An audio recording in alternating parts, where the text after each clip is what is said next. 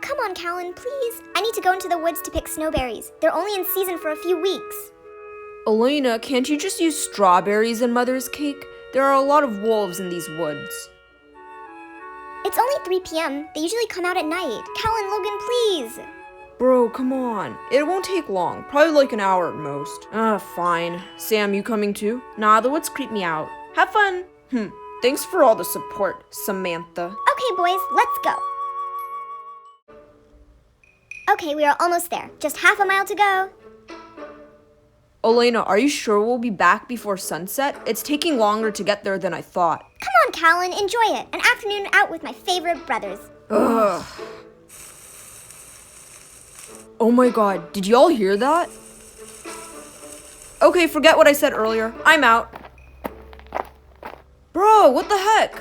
Ha, coward. Oh my god, it's only a deer. Phew.